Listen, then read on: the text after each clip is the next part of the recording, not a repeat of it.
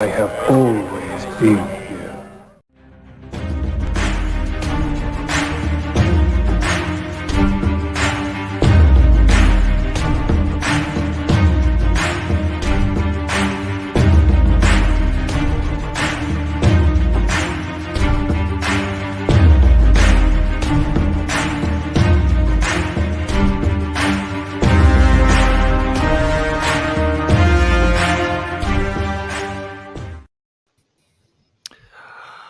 Good evening, ladies and gentlemen, geeks, nerds, ambassadors everywhere, and welcome to the Ambassadorial Wing and another installment in the Ambassadorial Reviews.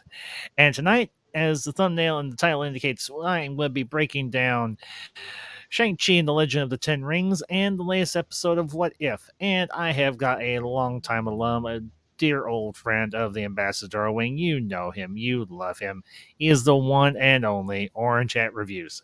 And Orange, it's been a little while since you've been over here. Missed you, but glad you're here tonight. So, and yeah, it's looking been forward to a crazy. It's been a crazy and busy couple months.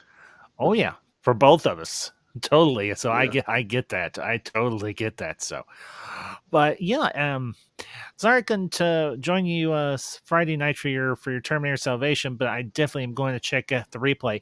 And for everybody that checks this out, if you're here live or you catch us on the replay, make sure you go check out this guy, Orange Hat Reviews, if you have not already. He has a great channel, does a lot of really good reviews and discussions and breakdowns of all sorts of films and TV shows and everything across the board. And he has, I think, one of the best opinions on the internet. He's honest and he doesn't BS. And that's one of the reasons I respect him. I call him a friend. So make sure if you have not, definitely go check out Orange Hat Reviews.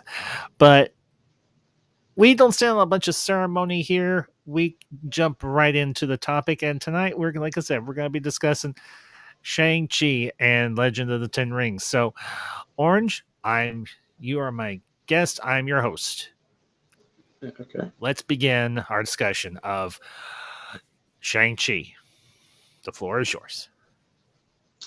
Well, it sucked. No, I'm just kidding. And just a real quick thing to everybody that's tuning in. Here, there be spoilers. So, just putting that out there now. If you have not seen Shang-Chi and you do not want it spoiled, click away now. And just a quick shout to the chat. Just George, good to see you, bud.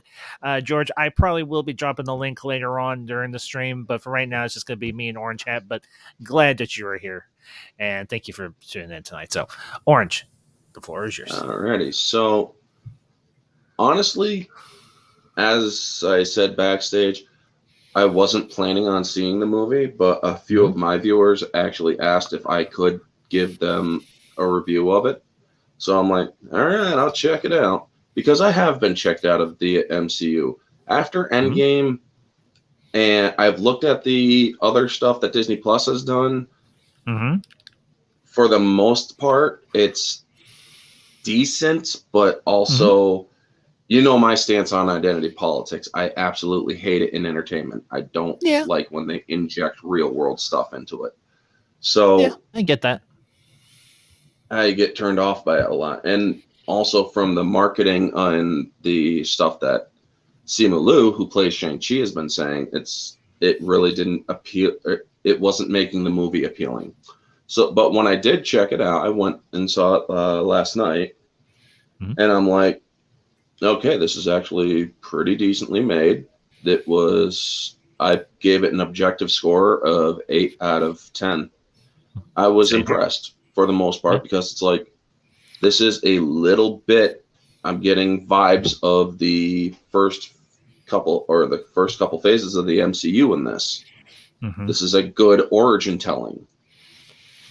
Yeah. A couple things I did have gripes with, and we will get into it as we break it down, but one of the things I did, it's like, you remember the mid-credit scene?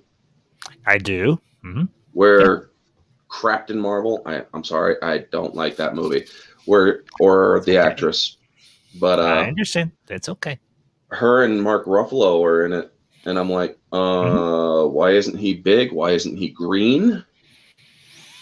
And I heard that they wanted to abandon the concept of Professor Hulk, and I'm like, well, they better explain it then. You got to explain that. You can't just have Mark Ruffalo show up after Endgame without being Professor Hulk. Yeah, and I did ask myself that same question. Why isn't he Professor Hulk? And then I thought, well, maybe this is just an in-world explanation. When I say in-world, I mean in-universe explanation. Maybe there are times when he just reverts back to his normal human appearance rather than being Professor Hulk all the time. That is a distinct possibility. Or here's another one when he got damaged by using the nanotech gauntlet. Maybe it damaged him somehow to where he can't remain in Professor Hulk form the entire time. He does have to revert back to his human form, because if you notice, he was wearing that sling that had the injured arm. So yeah, it's a sling still. Yeah, but I mean, those are possibilities. But they Marvel has to actually explain it in whatever movie comes up, because if they don't, it's like this is major inconsistency here. You can't just leave it up to the audience to come up with a theory, because that's your job. You made the change. You have to explain it. Yeah, and it was a decent scene. The only thing besides Captain Marvel being there, the only thing I didn't like is how they're like, and then they jump with Wong doing a karaoke. I'm like, that just destroyed the atmosphere, the seriousness of that entire scene. I do get what you're saying, but you have to realize there is such a thing as balancing both the dramatic and the humorous. And I think, honestly, it was a nice balance, because they do have transitions like that throughout the film. I mean, obviously there are parts that do get very heavy and very dark, and I think, honestly, it didn't bother me, the transition like that. For me, it wasn't jarring. So it wasn't jarring, but to me it did kind of, I mean, I understand balance and whatnot, but it's like, you guys had that already in the beginning where they're trying to be responsible adults, but then they end up being likely that She-Hulk will. There is a chance, because if they do follow the origin of She-Hulk, he does give her a blood transfusion, and we all know with his while he's green, you can't get a needle in him.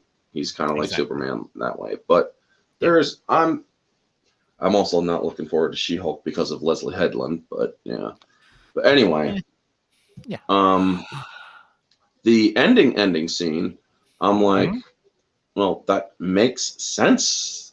The delivery was, but it made sense. I mean, of course, she would want to add her own touch to the 10 rings, but it's like, why would you hated your dad, didn't you? Or maybe you loved him, but you did know he was misguided, right? Yes. Yeah. But but I chalk it up to her having ambition. Yes, and ambition. You know what? That's the thing I did appreciate about this film. Now, I do want to dig a little bit into that mid-credit scene a little bit, because I know that you're not, I don't know if you've seen any of the trailers for the Eternals, but I have a theory.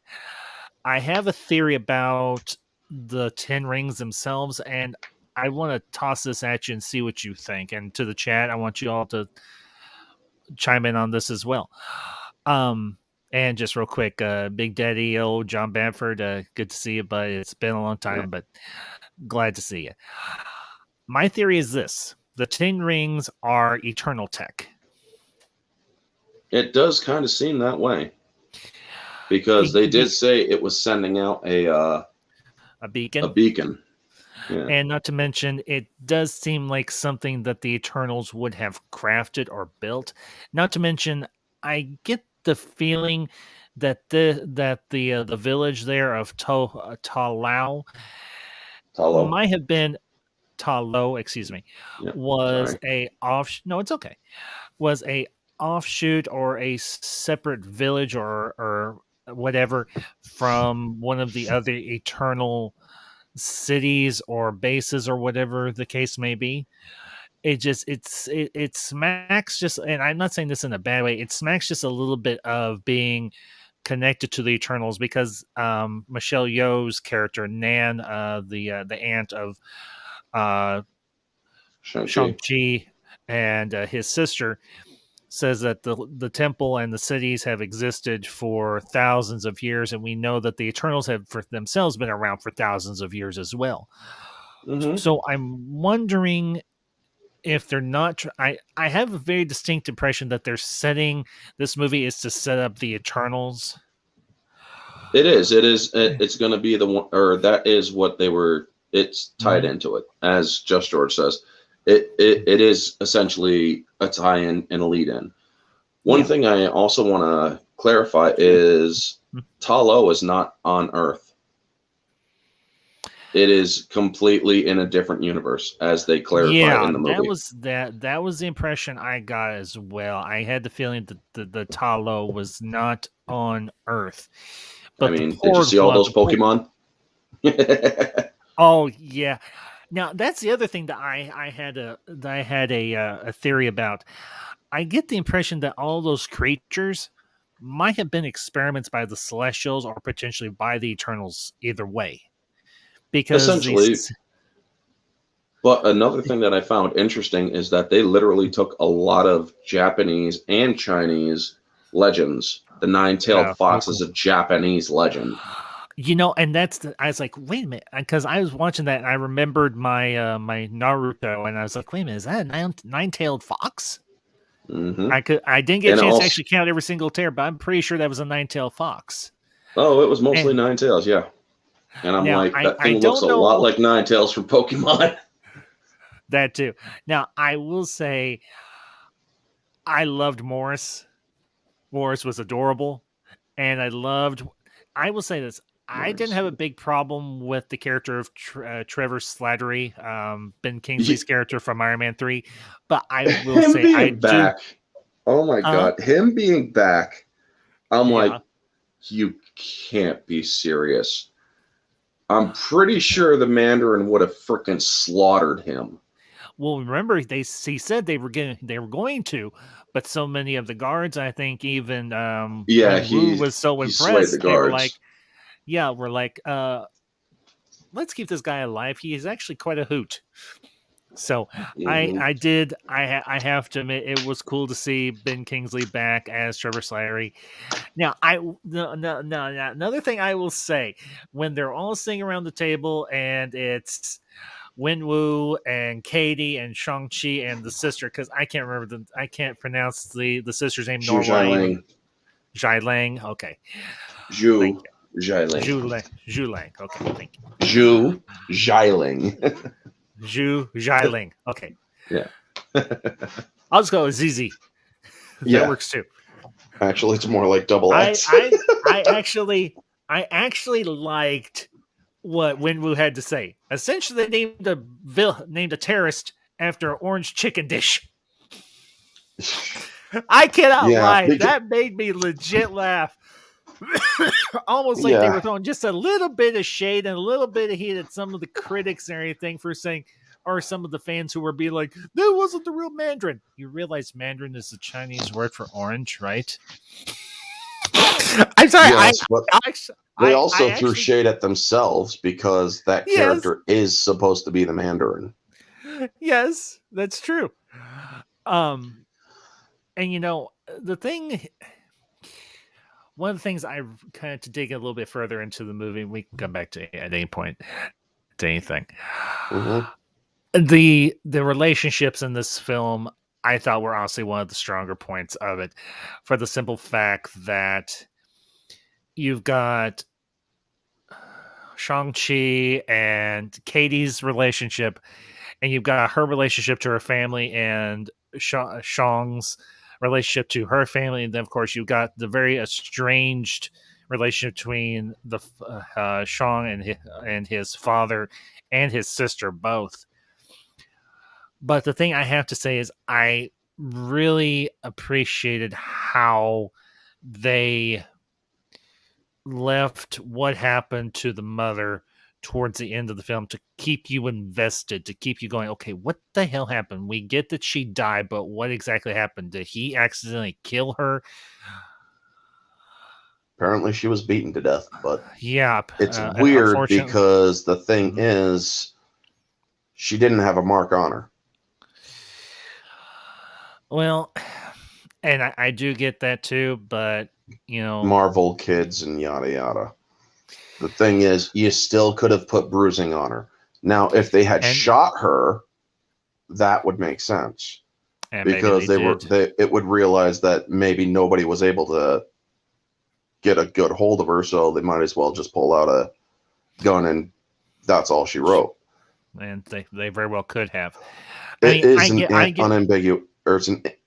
an ambiguous death. Yes, but we do get the fact that she's dead. Now, I will give the point. I would have liked to have seen some sort of trauma on her, but at the same time, it didn't break the immersion. She's obviously dead. Yes. We get the point. We get the point.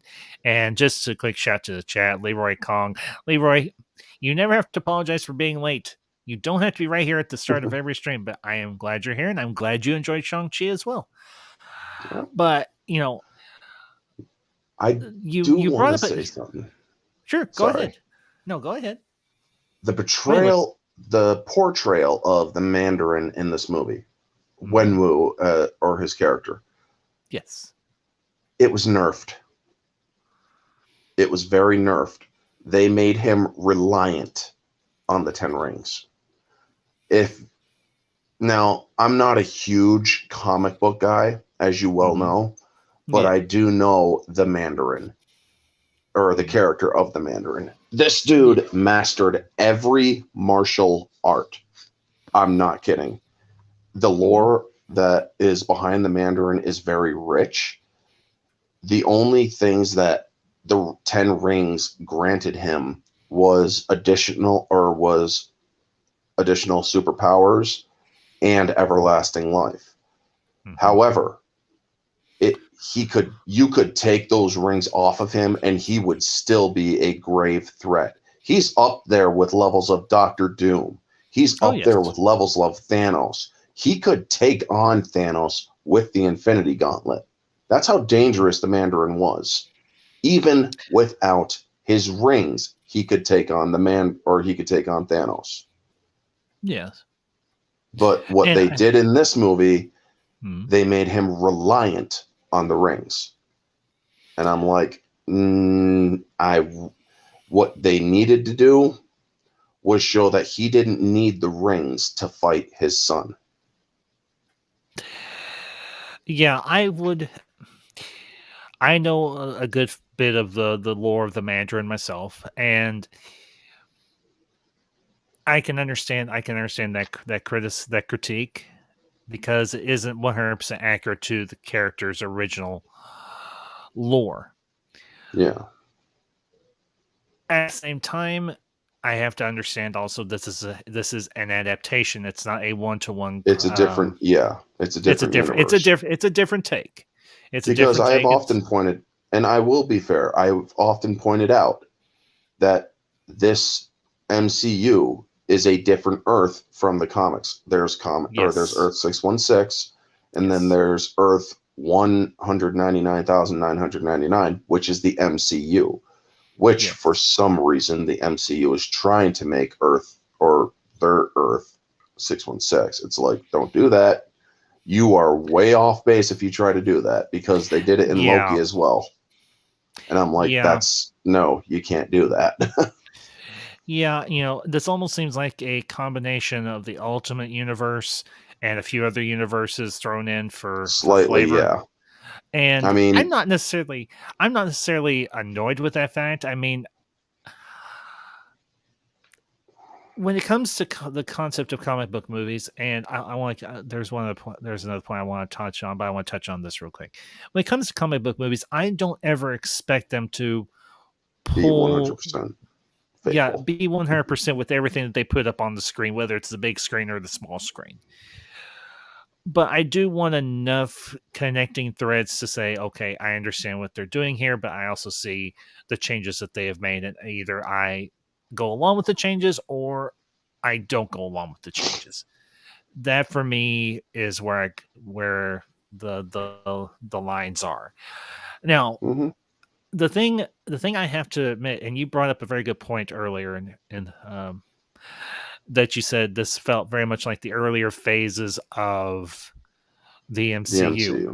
I have to agree, because this is a very character driven story, and it does deal with the concepts of a family that has been broken, a family that is suffering from loss, and a family that is coping with loss in very different ways. And if you look at how each one of the surviving members of the family deals with the loss of the maternal figure, the mother, Wenwu goes back to what he knows, being the crime lord, or being the overlord and everything, essentially, because he is quite literally thousands of years old. You deal with Shang-Chi running away from not just his mother's death, but running away from the life that his father wanted for him. And you have Zizi running away from an environment that she felt disconnected from and that she was not allowed to be a part of. Because now the thing, there's one line when they're in Ta Lo that I really liked, and I love the fact that it was Michelle Yeoh that said it. She's like, and I'm kind of paraphrasing what she said because I don't remember exactly verbatim. You might, and if you do, that's cool. Mm-hmm. Here, you're allowed to practice too. We train as equals. We train as equals. Yeah.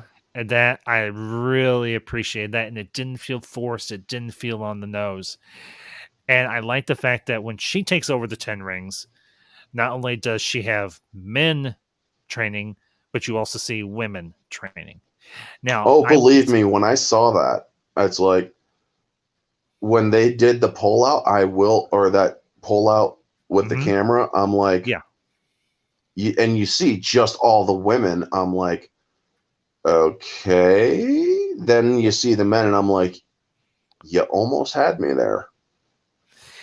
Because there was I was like, you better not go all female. She wants everybody to have an equal chance. Yes, now, and that is something that is admirable. Yes, I have to agree. Now, I want to ask you a question. Did you watch Falcon and Winter Soldier by any chance? Unfortunately, yes. Okay. Obviously, you didn't enjoy it as much as I did, and that's fine.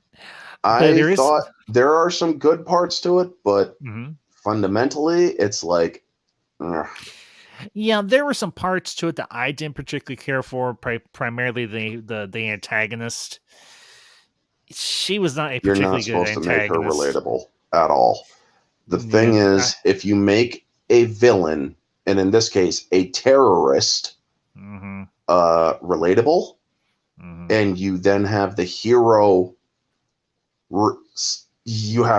saying, well, maybe the terrorist has a good point. It's like, you're not Captain America. I'm sorry. At that point, and I'm sorry to get away from the Shang-Chi stuff, but at that point, this is my biggest gripe with Falcon of the Winter Soldier. He agreed with terrorists.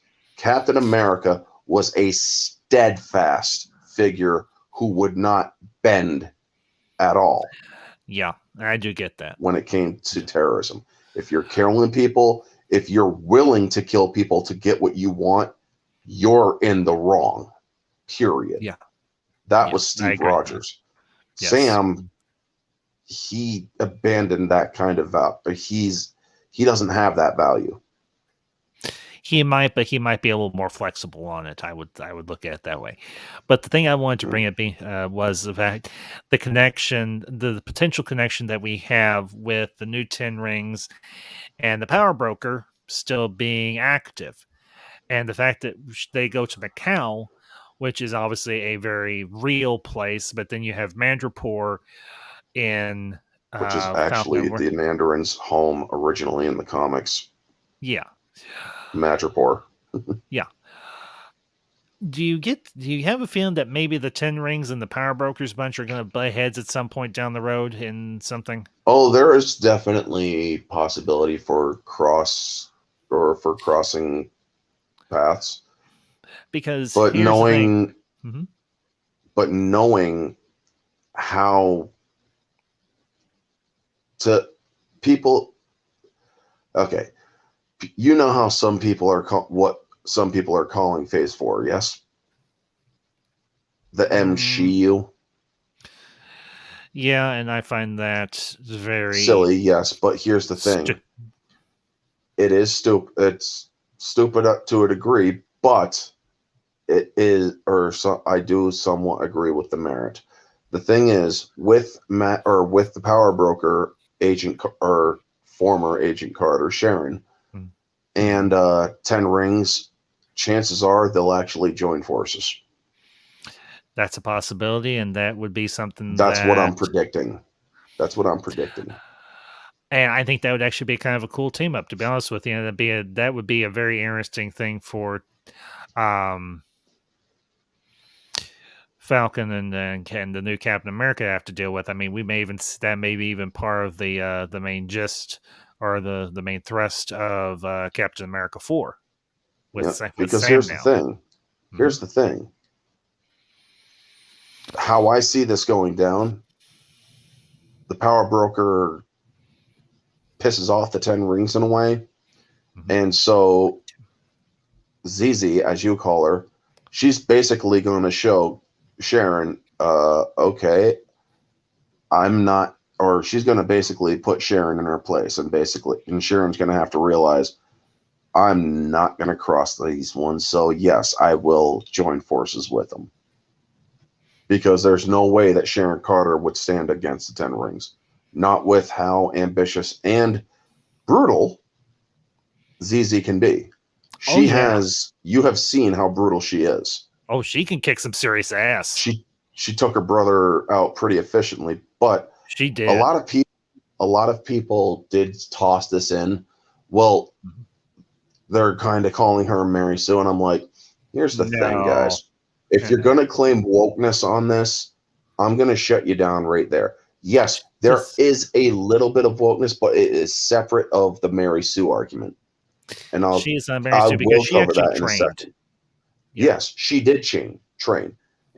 But one of the things she claimed is, I watched what everyone else could do, so I could do it better. And then she beat Shang-Chi, yes. Here's the thing, guys.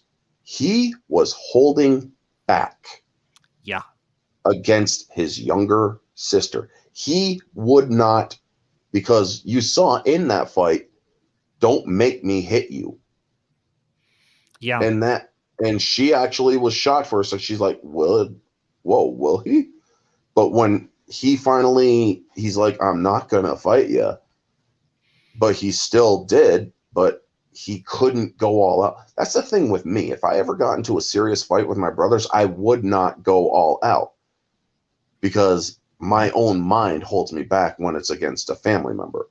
Where he's the same, Shang-Chi is the same way. He would not fight his sister with all he had. Exactly. It would be clear he would win. As the comics and everything states, he's the master of all martial arts and chi, or master of chi. Well, we also did have somebody else who was like that too. His name's Danny Rand. Iron Fist. Yeah, Iron Fist, yeah. And honestly, I think they really should have brought him into the MCU. Give him time. They might. I mean, they're going to be bringing Matt Murdock in. I mean, Daredevil. He's going to be coming in at some point. I think he's going to be. I've heard rumors. I don't know how substantial they are, but I think they're going to be bringing him in for No Way Home, potentially. But he shut down those rumors, if I remember correctly. Did he? Well, shoot, I believe so. Well, that sucks. Because they are. All I know is that he addressed the rumors, or he shot down fan theories or something like that. There was a report. I didn't read the report. Well, but I did. Or what did you think about the Abomination? It was a nice little callback. I mean, the fight between him and Wong was cool. I love the fact that Wong made him punch himself and knock his own self out. Yeah. I have to. You're not pulling your punches. So you want to know how it feels like? And so he just slugs himself out. What Yeah, did you think I of the did. design compared to the Incredible Hulk design? I liked it. I thought it was cool. It was it harkened back a little bit more to the original design of Abomination. There was a little, Yeah. he was a little more reptilian in his design and his evolution of it. So yeah, I did enjoy it, and I did enjoy the fight club. No pun intended. Yeah. That whole scene there, and the fact that um, the girlfriend Katie, well, the unofficial girlfriend Katie, she's like, so your dad wouldn't let you be a part of his empire, so you built your own. Nice. Cool. Yeah. I have to say, I didn't know who Aquafina was before this movie, Neither did I. but Katie was an absolute. She was a hoot.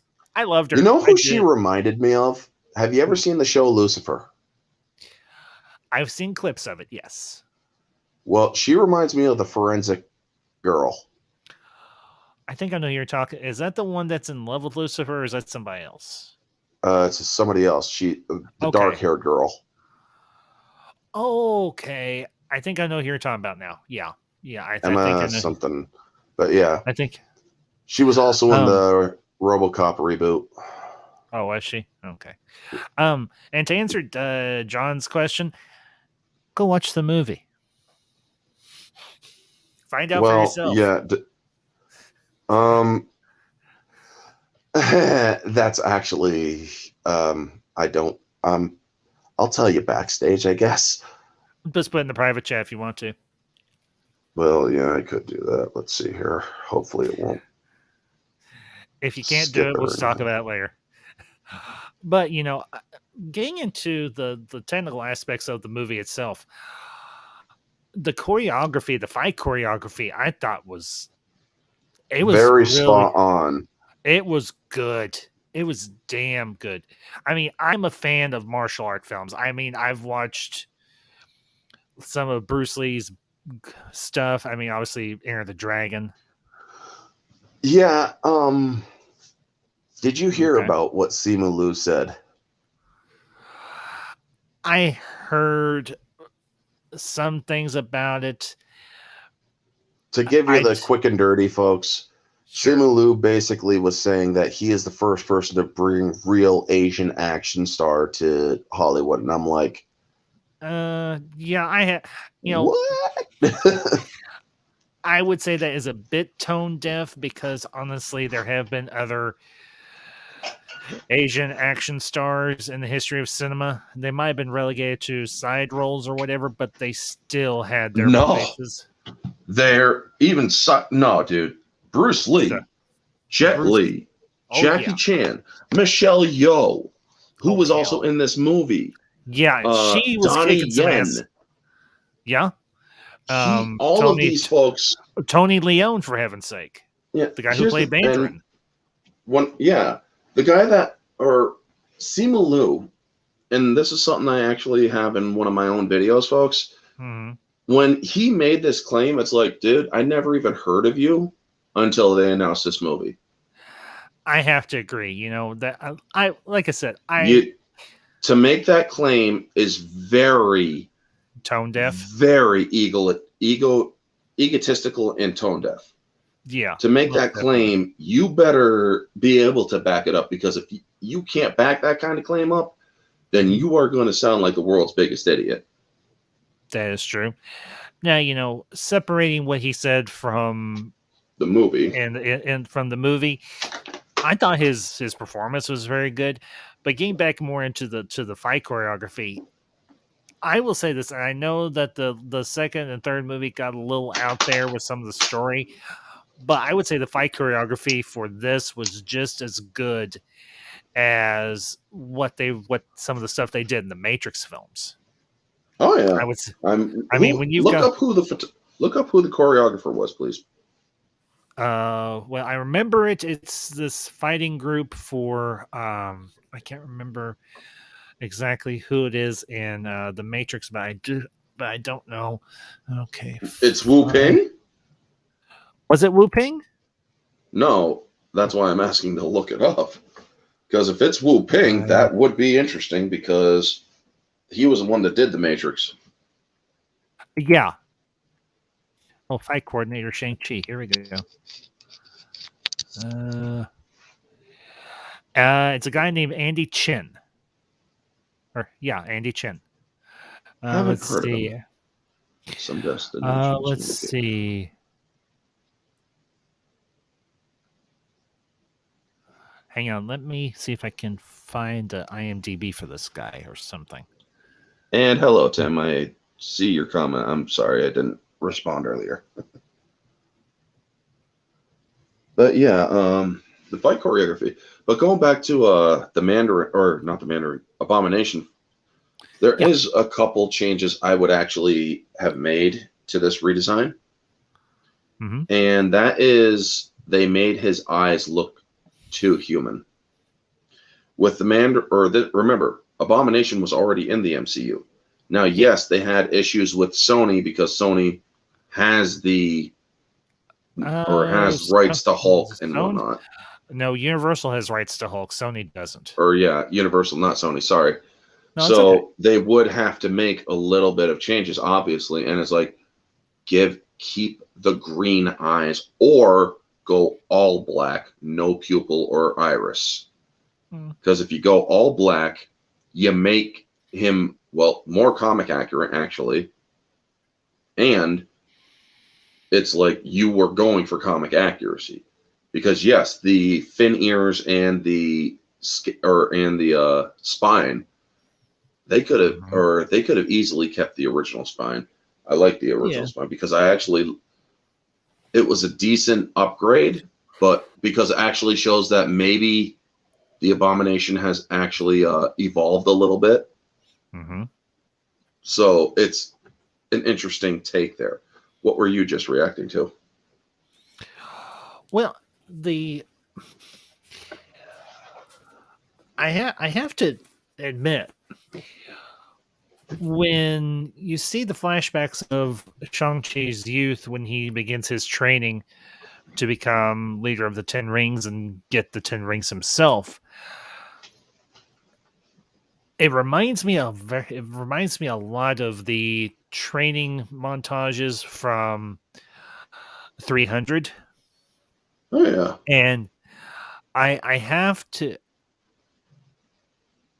admit, very, very brutal, but very, very accurate considering who the Mandarin was, who Wenwu was as a person, and he wanted to make sure that his son would be able to handle the power that those rings possesses, but also to prove that he could be as hard and as ruthless as he is so that he could take over the 10 Rings eventually. Yeah. And that is an interesting thing, comparing the differences between comic and movie, because honestly, Mandarin wasn't his dad. That's true, yes. But again, his dad was literally named Fu Manchu.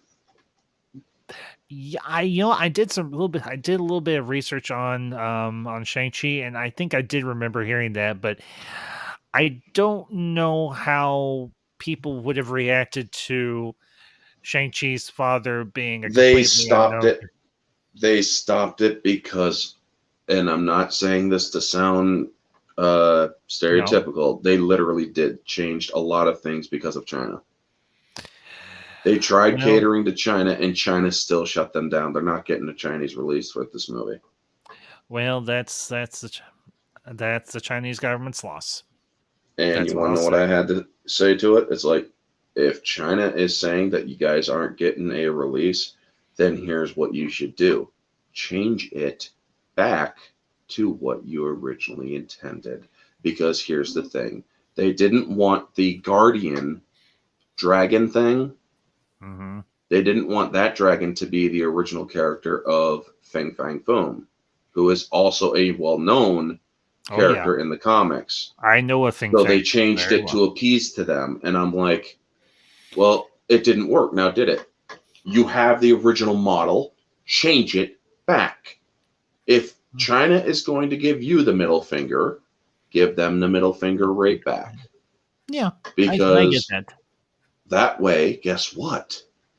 You now are proving you don't need, if you're going to do that, not only will you actually put a lot more fans back on your side, because remember, a lot of people are checking out of the MCU. I'm noticing it with general moviegoers, Ambassador. Because when I went to the theater and with a lot of my friends in my town or the town I'm in and whatnot, we talk about the movies. We talk about the MCU. And they're like, I am noticing that this has gone a little bit more downhill. And I am noticing that their quality has lessened of late. And these are other people saying this who are general moviegoers. And I'm like, and I didn't even have to give them my talking points. Holy crap. They're actually noticing it. Now, yes, subjectively, a lot of people will differ here and there. And that is okay. I always say or opposing opinions are welcome on my channel.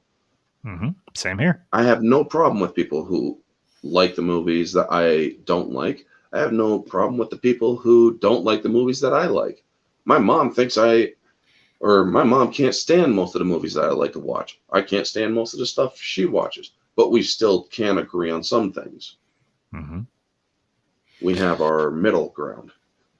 And that's what a lot of people are missing nowadays. It's like, find a middle ground, man. Yeah. Because I've heard some absolutely tone deaf reviews from bigger channels than me saying, oh, this movie was just complete and total garbage. I was just completely bored throughout. I'm like, then why the hell did you even go see it? If you were going to go in with a certain mindset and you just were going to just hate on this, then why waste your time? I mean, you have your opinion. Okay, that's fine. You can have your opinion. But if you're going to go in with the mindset, I'm just going to hate this thing, I'm just going to come out hating it after I'm done, I'm just going to release another hateful, boring, bitter old review of it, then why even bother wasting your time or your money to go see it? Tim Talk, you actually have a good point there. Release the Shang-Chi cut. There is something that they glossed over in this movie that they should have shown. Mm-hmm. And that is, he's like, you know how I told you I couldn't go through with what my father set me out to do? Mm-hmm. I lied. I did go through with it. They should have showed the difference in memory, because that is something that they do in this movie. They show you the extended bit. They show you the other bits to show you that there is more to the story. They should have shown him, or they could have shown two different memories in this case. When he told her the first time, I didn't go through with it. They could have shown him getting ready for the kill and then just running. Then they could have gone back when he admitted that he went through with it and showed what really happened to show the audience, yes, he is indeed a killer, because they're only suggesting it in this case. It's like, I'm going to kill him. Okay, but we've not seen you kill. So how do we know that you got it in you if we haven't seen you kill? You say you killed the guy, sure, but we have to be able to know. Sometimes movies do require a confirmation. Yeah. And sometimes, and in this case, I believe they should have done it. I would have, I almost expected to see that scene, but when they didn't do it, then I was like, maybe they just simply didn't have the time. I mean, you think maybe it could be a deleted scene, who knows? And that's a possibility too. You think, well, a 20 or 30 second scene may not be that much, but we don't know of all the inner workings. Yeah. And as you said, how things run. Yeah. So. And as you said earlier, to touch on that, I did go over Simu Liu's tone deaf foolishness outside of the film, but inside of the film, his acting and his portrayal was actually pretty good. Awkwafina, she had some moments I'm like, okay, whatever. But there were also other moments that I did like. Yeah. And the one thing that I actually did notice she did, and I said this in my review, there is a Mary Sue-ish, not full on Mary Sue, but a Mary Sue-ish admission in her or in this movie. She's like, I have never used a bow and arrow before, but I shot that sucker through the throat. I'm like, she actually freaking admits it. I'm like, oh my God. Because to be honest, to be 100% honest, you gotta admit that is slightly Mary Sue-ish. It is, but you know she what? She has barely not ever shot in a thing in her life. Suddenly she's that good. Or it's simple, just plain luck. Dumb luck would... If she would have admitted it was dumb luck, I would buy it cleanly without complaint or without the hint of complaint. It's a hint of complaint is what I'm calling that. Oh, it's not a full-on complaint, but it's like you could have said it was dumb luck because I was not that good when I was practicing. If she would have said that, it would have been perfect. I would have actually put the movie at an objective 8.5. And and I agree. And I just want to say this to John. John, if you want those stories, go read the comics. It's not that hard. I mean, you're not going to get all that stuff in a movie. You want that stuff, it's in print.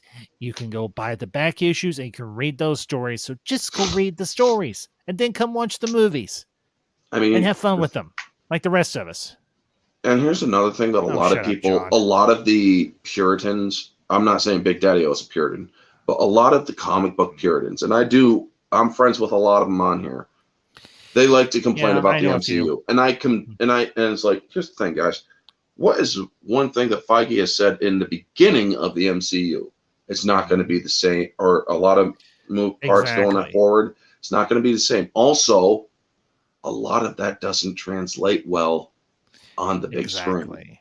Exactly. And that does somewhat, or the producer came out with a statement saying, we tried doing 10 rings instead of bracelets, and it kind of felt funny. And I'm like, or it didn't really work because it felt goofy.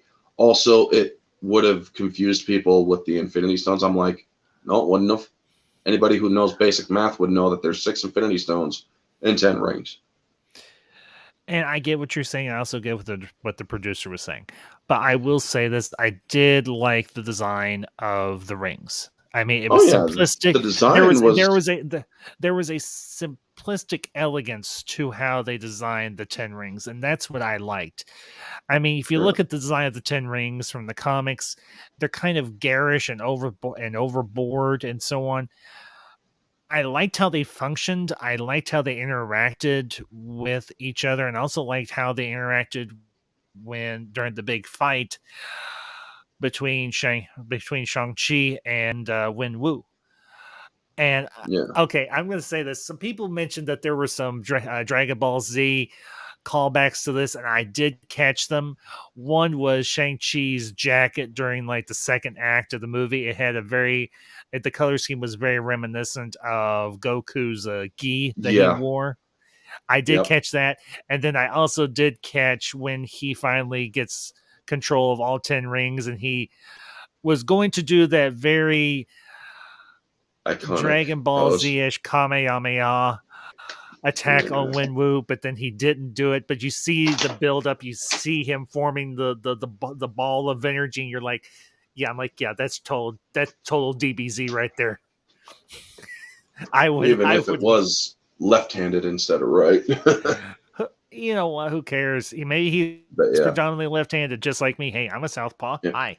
But going back, southpaw I want southpaw. Yeah. I want more southpaw representation in my movies. I demand southpaw rights right now. Sorry. Now going back to the ring design and stuff, I actually did want to clarify something. Sure. A lot of people do give the guff with the 10 rings, and yes, admittedly, I gave my own thing, but looking into this, 2020 is always hindsight. It works for the MCU. It does. It works for the MCU because they wanted to integrate the whole Eternals thing. Now, yes, Exactly. there is the extraterrestrial origin of the 10 rings. They got that. It's right. It does have an extraterrestrial origin. It may not be the same, but again, folks, it is a different universe. Well, not to mention, if you think about it, honestly, the Eternals and, well, obviously the Celestials, they are very extraterrestrial. So that part of the lore does pan out. It does fit. Oh yeah, the Celestials Because- are going to be in the Eternals, by the way. Oh, I know, and I am chomping at the bit. You have no idea. When I saw that when I actually saw that in the trailer, I'm like, you just piqued my interest a little bit more in the Eternals, because when they did the teaser for the Eternals, I'm like, what's the draw here? And then they showed the second one with the action, and I'm like, okay, we got a Superman wannabe with some eye lasers. I mean, does that seem a little bit reminiscent to DCEU Superman's eye beams Well, here's the thing you have to realize, and I don't know how burning much of behind the the skin? Huh? The burning behind his eyes as he's letting loose? Yeah. Mm-hmm. Yeah. That's very reminiscent. Oh, yeah. They show that a Well, lot in the Eternals as well. Yeah. Well, here's the thing, and I don't know how much lore you know about the Eternals or even their development. Not much. And Except that's that okay. a few of them have been That's bent. okay. The Eternals are essentially proto-mutants. They are like a forerunner for mutants. They were essentially human beings that were taken by the Celestials and experimented upon, and they were given powers. Now, the deep dive is that the Eternals, some of their powers do hearken to certain characters from the DC universe, particularly with Superman, but that was more of Jack Kirby's influence, because if I remember correctly, Jack Kirby was the creator of the Eternals. And if you remember, well, and here's the other parallel. The Eternals are kind of a parallel to the New Gods in DC. So Interesting. they're not a 1-to-1, but they're close. And I just want to say this to John. I'll bring up his comment here. John, I am a kid of the 80s and 90s. I read the comics. I still do on occasion read comics because I still have some back issue comics in my collection. So, and I do watch the animated series as well, and I did enjoy them. So here's a brilliant idea. Instead of griping and complaining and moaning like a certain group of nuisances, why don't you go back and read? It wouldn't kill you. And then you would understand the changes that they had to make, because things cannot be the same on the printed page that they can be on the big screen. Yeah. It doesn't work that way. Look at the whole oh yeah, Faye Valentine. Yeah, I know. I'm not talking about that. Actually, they could have done that because Daniela Pineda already proven something. She could do a lot more movement and stuff, and something even less revealing than what Faye Valentine looked like in the show. With the whole purple outfit thing. That's all I'll say on that. I know. But I'm talking about, look at the Ultron thing with the MCU. They couldn't have Hank Pym create Ultron because Hank Pym wasn't introduced yet. Exactly. Also, they have Hank Pym as a minor mechanic, but more into the chemistry area. So having Ultron, who is a robot, it's more tech than anything else. Yeah. Well, it would make sense for Tony Stark to possibly create it in one or in a separate universe. So good luck, or it made sense. Yeah, a lot of people are like, it was Hank Pym who created Ultron. Yeah, but Hank Pym wasn't in the MCU yet. Also, here's the thing. He's a freaking robot. Yeah. exactly. It kind of makes sense, and it's a separate universe. People have got to stop. The Puritans have got to stop complaining, because the more the Puritans complain, the more they're just going to freaking up their goddamn blood pressure. Yeah, there are a lot of things I would like to see different, but I'm not going to bend myself out of shape with it. I enjoyed this movie. I enjoyed it. And yeah, that's saying something because of how critical I am of the MCU right now. I didn't enjoy Black Widow at all.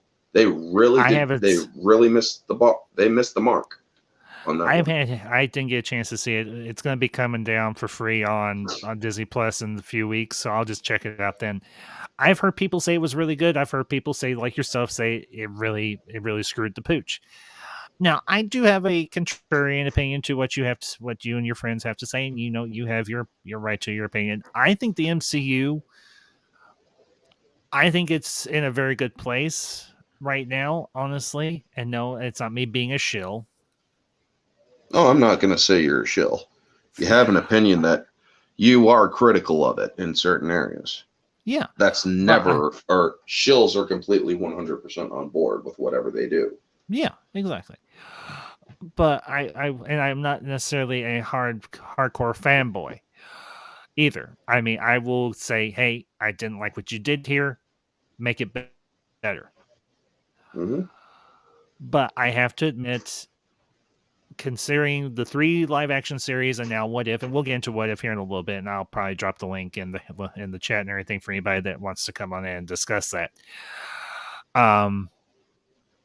And now with Shang-Chi, they, as far as I am concerned, they are on par.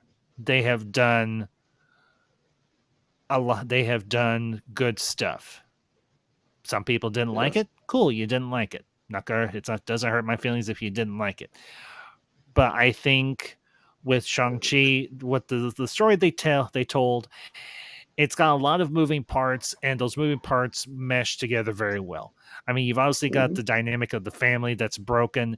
You've got the issue of a young man trying to come into his own and find his place in the world, and he's got this girlfriend / soon, I would imagine at some point him and Katie are going to get hitched, and I would love to see that. I would love to see that wedding, even if it's just. There is a hint of a relationship there. There is a hint of a relationship there. It's not totally defined, but there is hints that it might happen.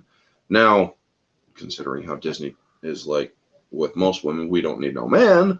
They might turn away from that, but I did like how they were hinting at it. Yes. Yeah, and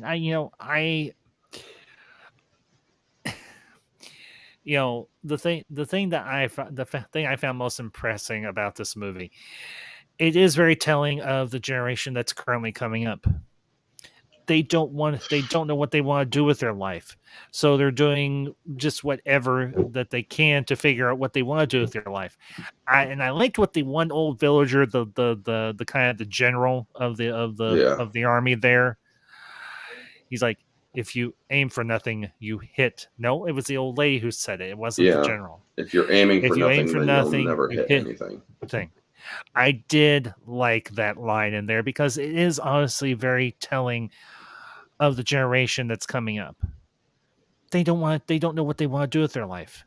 So they're just getting jobs and trying to figure out what they want to do and who they are. And I think it is very timely for the culture that we currently exist in, where young people and even people like ourselves are kind of in a state of flux. We don't know where we're going to go in life at this point. And some of us, I mean, myself, I'm in my 40s for heaven's sake. And I'm a traditionalist, man. Huh? I'm a traditionalist. I ain't buying into the PC culture.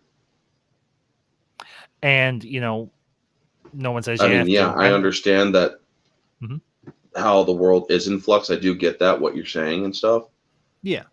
But the problem is with a lot of the youngsters, they don't want to hear they don't want to hear it.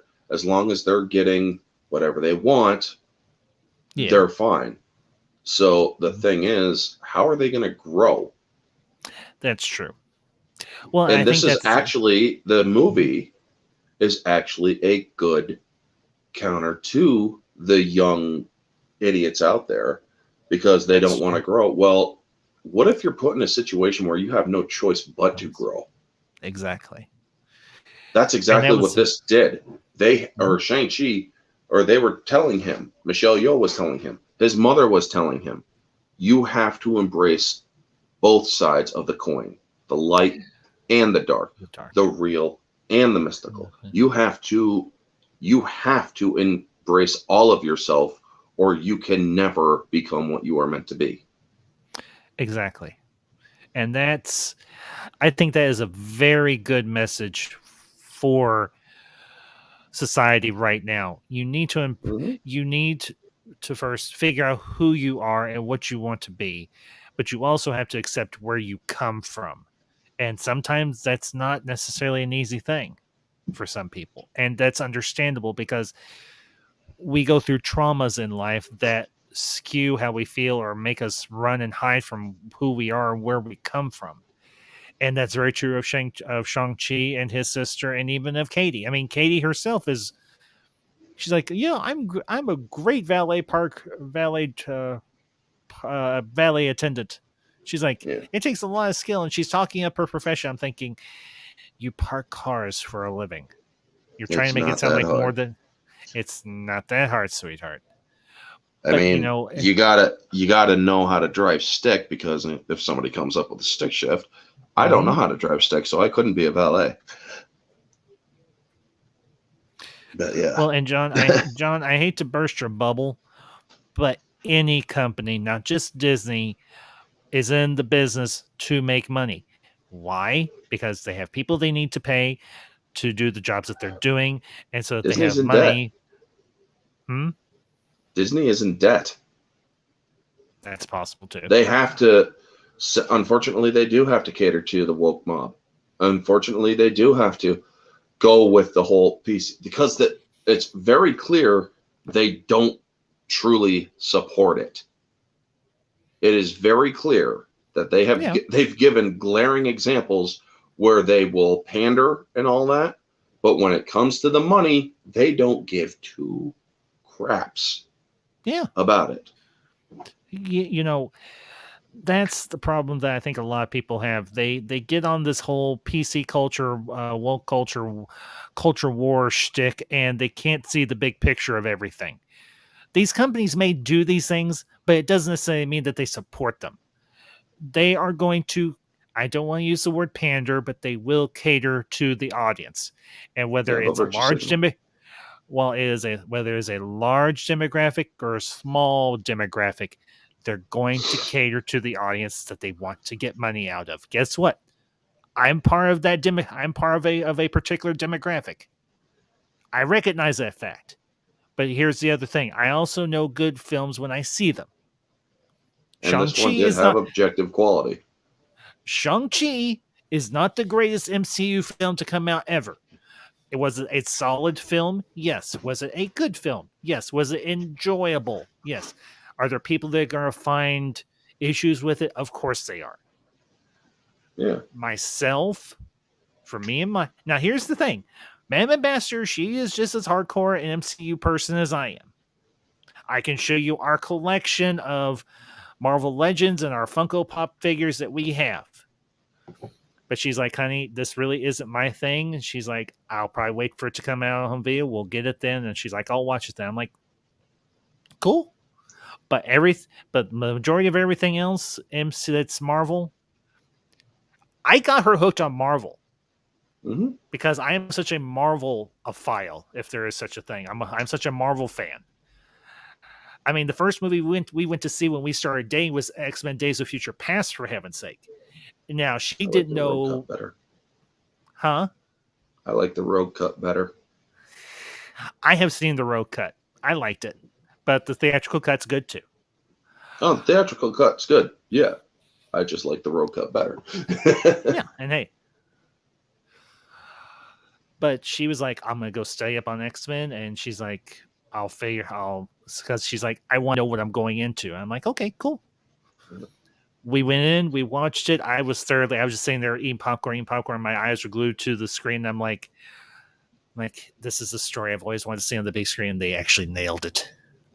Mhm. They did. They nailed it. They did a pretty good job with Days of Future Past. Oh, Now, they did it. Yeah.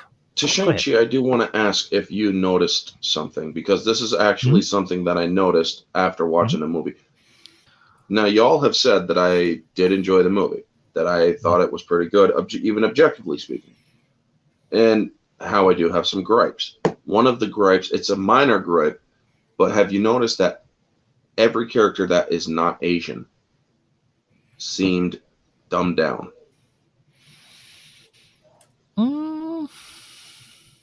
Honestly, no. I didn't see it that way. All right. Difference of opinion. That's fine. Because the way that I was seeing it, the Razor Fist guy, he just felt like a brute. He just felt like an idiotic brute. The friends at the bar, they're normal people, obviously, but they were also, they just seemed less than common sense folk. Well, there are people out there like that. Well, yeah, it's true. But it's like, because another thing that they did do with this movie, it's subtle, but it is there. They basically had to show or remind people, or they felt they needed to, that this is an Asian movie. I'm like, we get it's an Asian movie. We are not blind. On with the story. Now, like I said, it is subtle. It is subtle. And I'm not a person that can spot a lot of subtleties. It wasn't overt. It was subtle. And it's like, we get it. You guys are Asian. Story. Well, this is a well-known fact that even Asian people of different races are even racist towards other Asian people. It's just a simple fact. Look how the Mandarin addressed Katie. American girl. Yeah. Excuse me? She has a name? Katie? What's your Asian name? She had no idea what her Asian name was, so she literally came up with one. Ray Wen? That wasn't her. I don't think that was her real actual Asian name. It seemed like she was just bringing it off the tip of her tongue. It seemed like she just bullshitted it. To me, that's how I interpreted it. And that's not necessarily an unfair critique. And then he only, after learning that's when the Mandarin would actually respect her and talk with her, because he then knew her name. And it's like, well, you see then. And then he talked about the ineptitudes of how his organization was, or somebody copycatted his organization. And it's like, oh yeah, they probably had no idea you were even a friggin' thing. You know?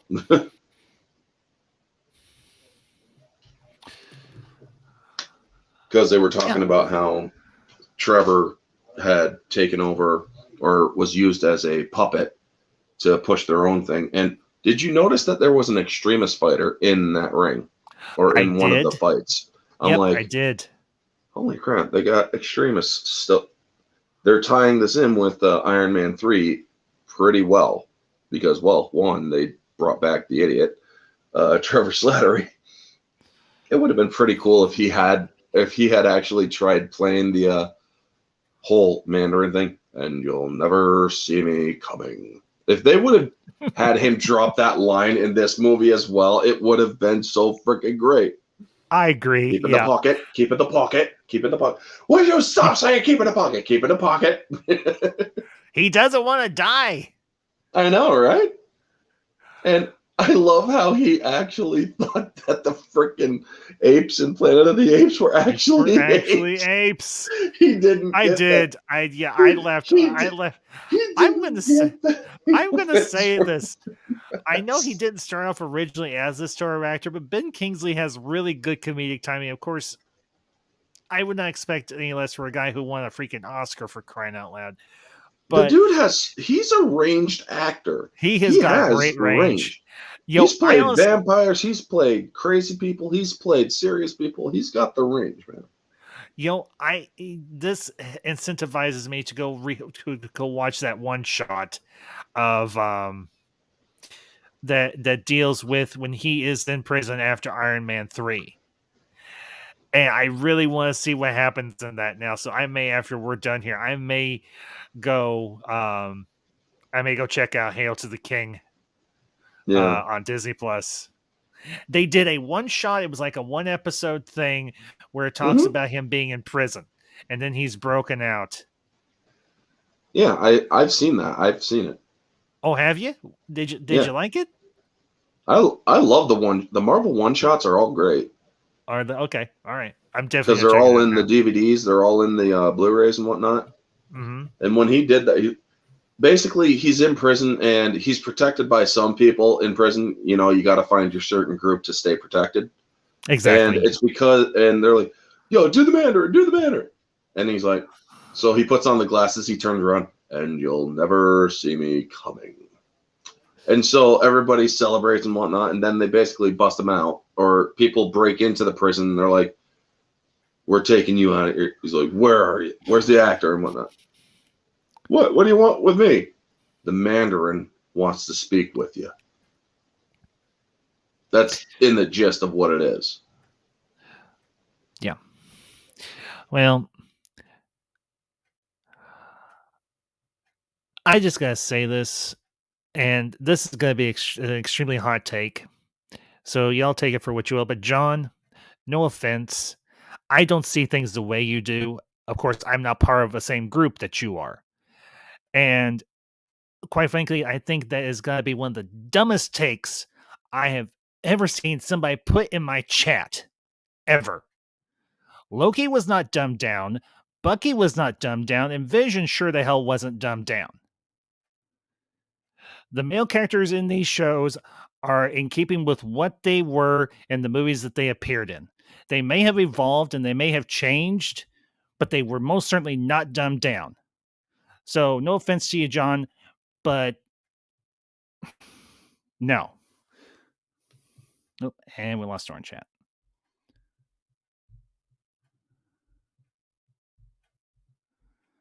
Anyhow.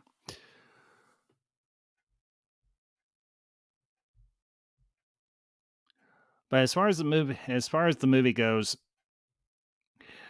I thoroughly enjoyed it, and I think we're gonna transition on to the next topic for the night, and that's going to be what if. So I'm going to drop the link in the chat, and okay, here's our chat.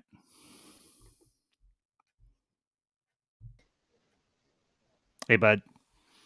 Hey, sorry about that. We still do have a small internet issue here, but it's a lot better than my landlady's. I can imagine. I know they're having trouble and everything.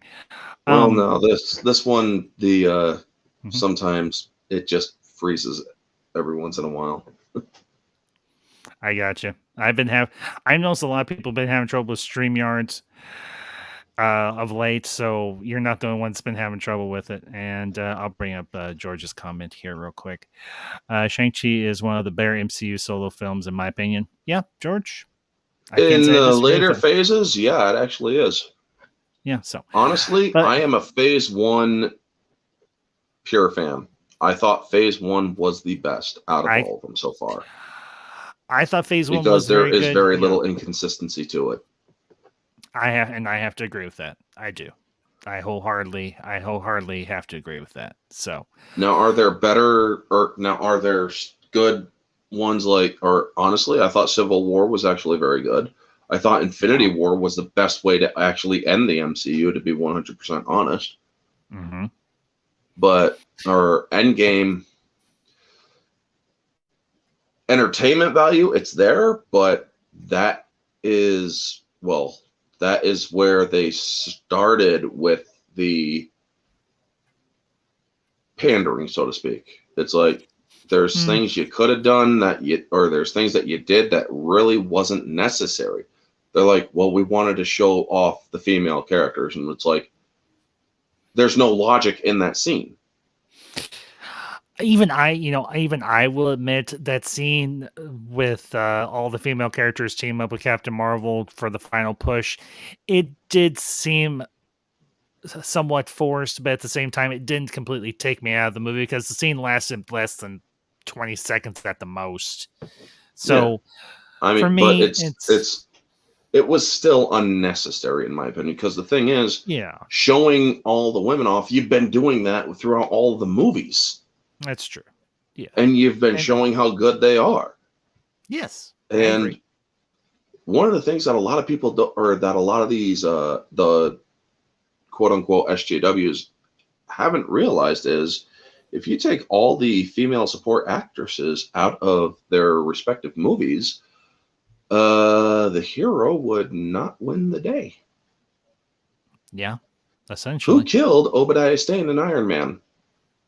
Tony. Wrong. Well, Pepper, technically. She's the one that fried the arc reactor.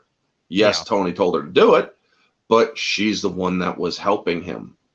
Exactly. Who helped Bruce out in Incredible Hulk? Betty. Betty, yeah.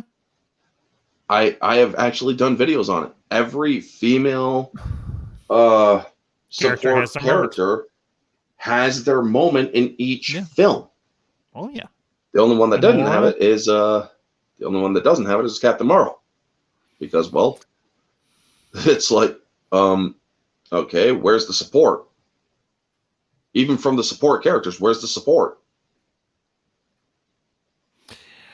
Well, I mean, it was very little. It was very little, but there was some there. But again, But yeah, Captain Marvel's one of those films. It's somewhat polarizing to those that are outside of the MCU. For those that's inside, we say, and this is my take on it. It's not as horrible as people made it out to be, but is it the very best that the MCU has to offer? No, it's not. It's low quality, dude. To me, it is literally in the top or the bottom 3. And I cannot say that is an unfair critique. Is it, as I said, is it one of the very best? No. But it does have some merit to it. It's not completely devoid of merit.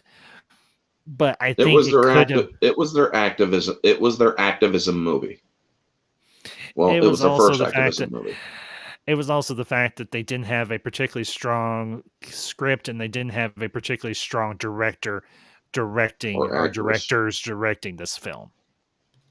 I mean, yeah, a lot of people say that Brie Larson has, bless you, a lot of people say that Brie Larson has an Oscar or an award or whatever, and I'm like, yeah, with the right kind of movie, she does a pretty good job. That's why she won that award. But in this one, in this movie, at this time, she has already jumped into the whole women need this, women need that, women yada yada this, and women yada yada that, and the patriarchy, which hampers down her acting because she's trying to push a narrative in her acting.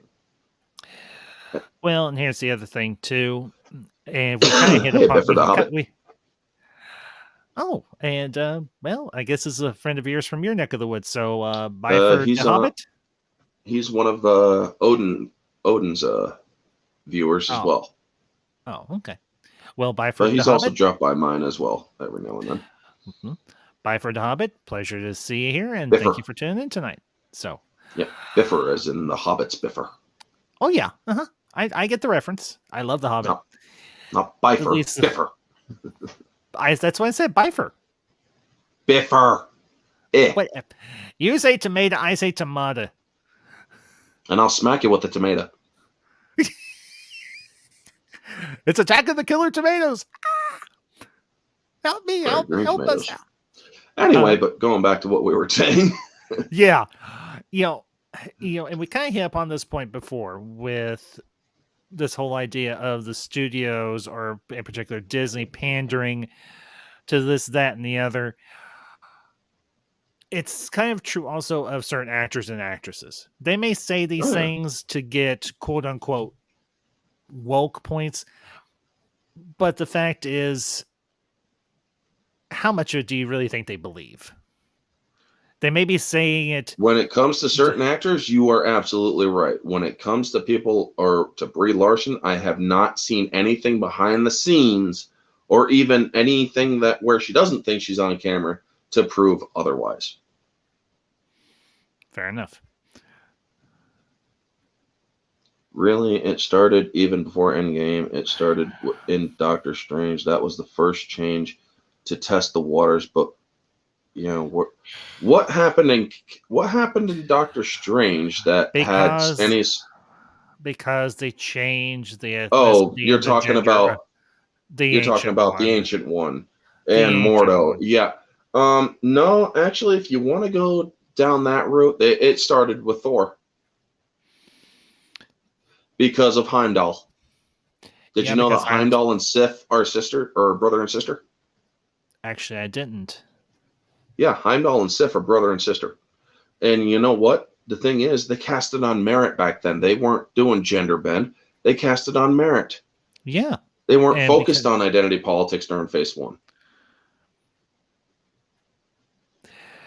And the other factor is this. Idris Elba is a damn fine actor. He's proven that. Now, I don't know. I just wish they had stayed consistent with his character. Because if you notice in the first... No. If you notice in the first movie, they deepened his voice. Yes. They augmented his voice. And in the second movie, they kept it slightly still there. In the third movie, it's like, where's your augmented voice?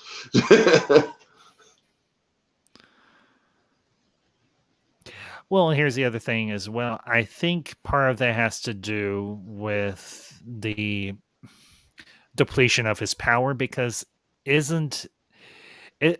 by the third film, isn't his powers somewhat diminished in what he can do? His powers were never diminished. He was just no longer, or he was cast out from his charge. Okay. He was exiled. Okay. He could still see, or he still has his his omniscience or whatever, his omnipresence, where he could actually see and hear across the universe. Okay. Because he did it with Thor, and Thor's like, I need your help. Mm-hmm. He's like, I can see you, but you're far away. Well, and John, with all due respect, they changed Nick Fury's race and, well, just his race in the Ultimate Comics. And honestly, a lot of people were very receptive to that change, but there is still room for the old Nick Fury, who was a white guy who had served in the military during World War II and so on. So basically, your main gripe isn't the fact that they changed the race. Your main gripe is with the actor or actress that plays. Thing is, yeah, they fell in love with that Nick Fury. They fell in love with the Ultimates Nick Fury.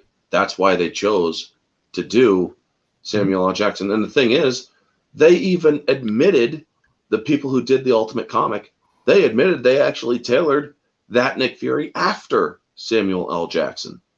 Yeah. So it made perfect sense for him to be Nick Fury if they were to bring him to... I mean, yeah, they had David Hasselhoff as Nick Fury, and he did a great Nick Fury.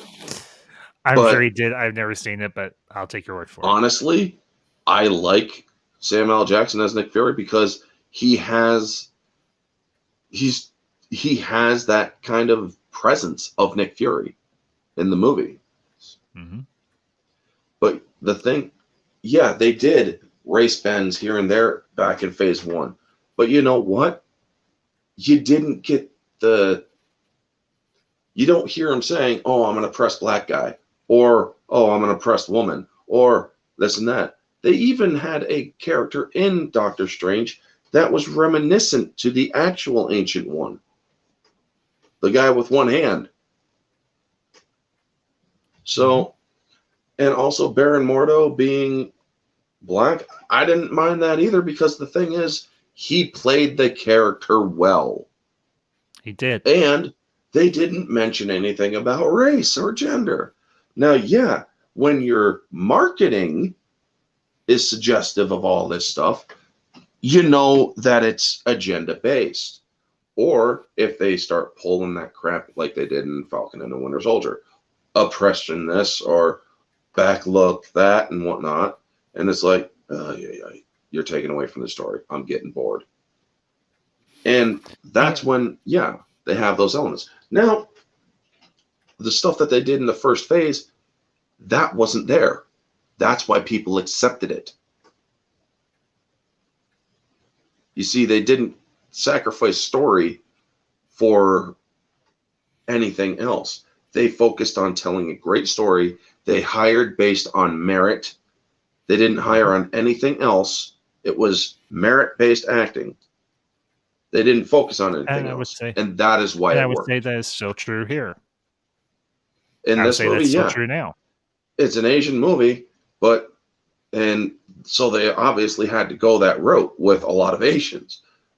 Yes. And they chose some very great actors in this movie, too. Mm-hmm.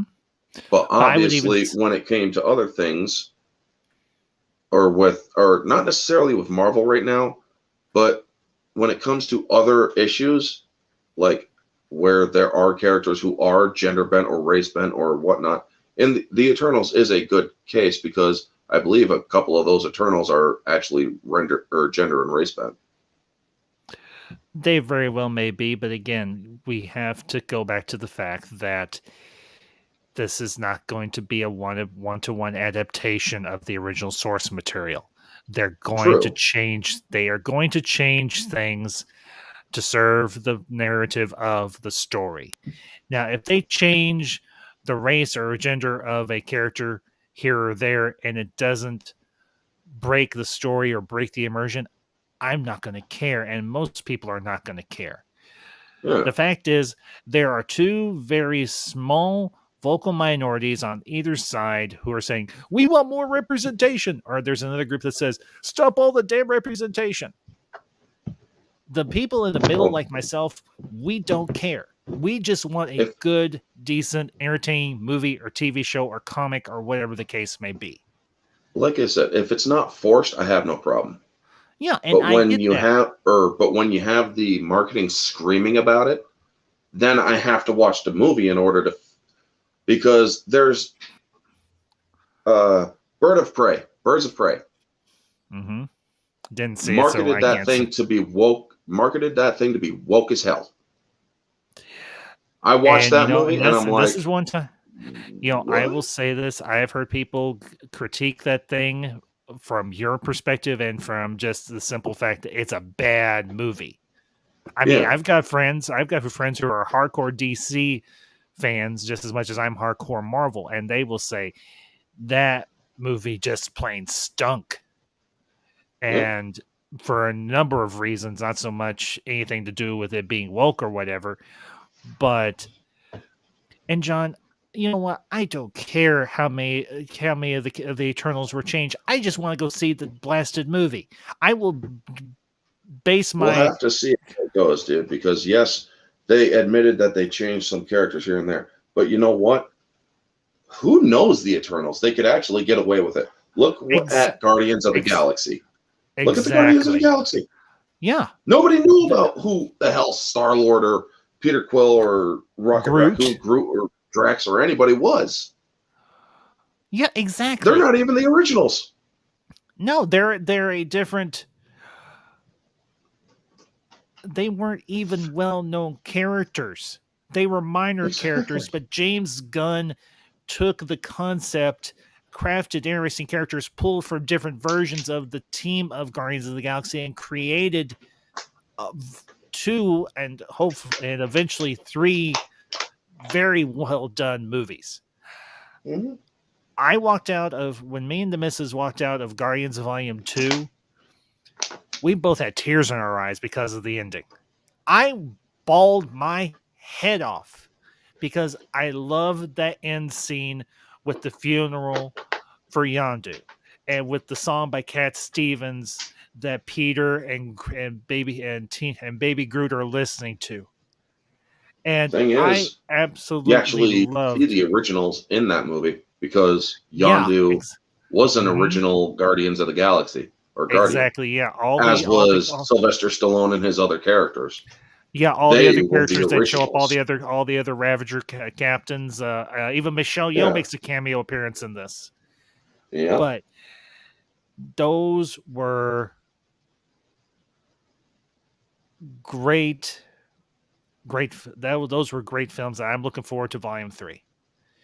yeah. And I will admit, Because I want to see Adam Warlock. to address John's comment, the first couple of trailers for the Eternals were very lackluster. But this third trailer that they put out explains why they haven't been involved. It gives you an idea of what the characters can do, and it gives you an idea of what the stakes are for this film. What's the enemies called again in the Eternals? The Deviants. Now here's the interesting thing. Because I've done research on this, and my research always goes back to one or two channels. My primary channel is Comics Explained. He knows his stuff. He's done his research, and he knows comics. That's why he calls his channel Comics Explained. And he has done several videos on the Eternals, on the Celestials, and on the Deviants. The Celestials are responsible for the creation of the Celestials and also for the Deviants. Now it looks like what they're going. It looks like they're going. Are the Eternals and the Deviants. The Celestials are responsible for the creation of those two groups, and the Celestials or the Eternals and the Deviants have been locked in conflict for thousands of years, evidently. And obviously, the Eternals are operating underneath the caveat: you are not to interfere with human affairs unless the Deviants become a threat. Or they're involved. That one thing right there was the hook for me, and explains, okay, this is why the Eternals weren't there when Thanos came into the picture. This is why they weren't. Yeah, go ahead. Now that Thanos has been mentioned, wasn't he considered a deviant because he was an Eternal, was he not? Well, no, he's not considered a deviant. He's considered a mutated Eternal, essentially. Okay. Well, because his two parents were actually Eternals themselves. Alrighty, so then because I believe it was his mother or his father that tried to kill him. It was his mother who tried to kill him at birth because his appearance was so horrifying to her that she went insane. Yeah. But here's the crazy thing. The rest of the Eternals were really super accepting of him. They didn't have a problem with him. You would say they were very inclusive and very accepting of him. But then he got infatuated with Mistress Death, the cosmic being known as Mistress Death, and she kind of messed with his head. Okay, kind of. She did mess with his head. And I want to shout, huh? She basically said, "Prove you love me." Yeah, essentially, yeah. Marcus but Bruce. Hey Marcus, good to see you, man. And Gemma Chan looks so fine. I have to look up some images of Gemma Chan because I'm not exactly sure which character she plays, so I don't. She was his sister. She was the sister. Oh, in Shang-Chi? Yep. Okay, yeah, she isn't bad looking. I didn't know that, so Marcus, thank you. But how did Abomination and Wong meet up? Because you get the clear indication that those two are friends. I'm not entirely sure, to be honest with you. I guess they might mention that. I mean, for all we know, it depends on the timeline. That might be where Wong was going through that portal in the trailer from No Way Home. Might have been going to the Fight Club. So, yeah, because he crawls into the portal with Wong, and it's like, wait, they know each other that well. What's going on? He should be in his prison cell, but what's going on? Unless, of course, that wasn't Abomination at all. Exactly. That's why I question it. Yeah, that may not have even been Abomination.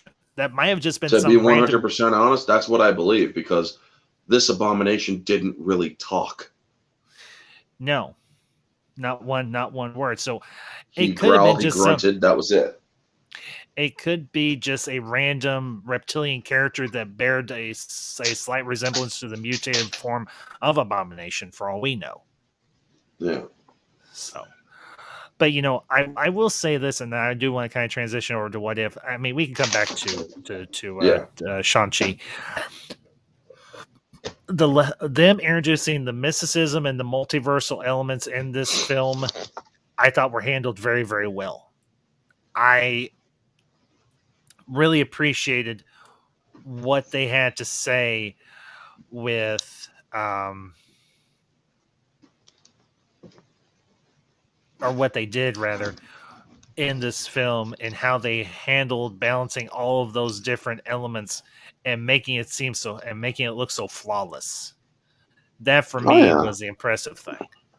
they did have some, or when it came to objective quality, as I said, it's 8 out of 10.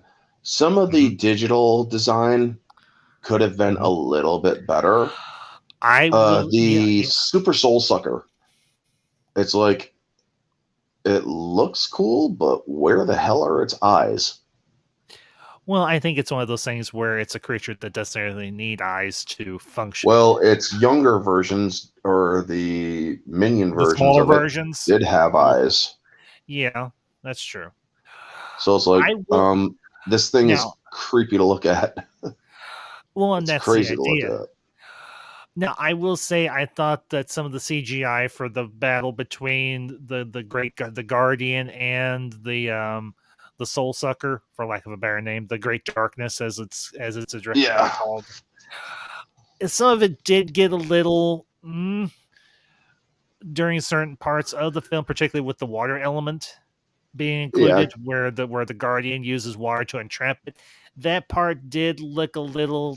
But Lackluster. aside from that, though, I thought the CG effects were actually really good. Now, I will say this: the kaiju fan in me did love the fact that we had a kaiju fight in this movie. I thought I thought it was really cool. I'm like, we got kung fu, we got mysticism, we got all those sorts of wacky characters or creatures. We've got Trevor Slattery back as himself, and then we got a kaiju fight. I'm like, Everybody I'm a was geek, kung Kevin. fu fighting, And they were they had kaiju fighting. They were kaiju fu fighting. There you go. I just think I just invented a new genre of film. Kaiju fu. Kaiju fu. There you go. Kaiju fu. Well, actually, they started doing kaiju fu back in the early Godzilla days. But yeah. Yeah. What if? You're not wrong. Where he would prop up on his tail and he would just drop kick the other monsters. Yeah. But what if? The thing I will say. Yeah, go ahead. I haven't watched them. It's like, Watched what? Because the what if sagas.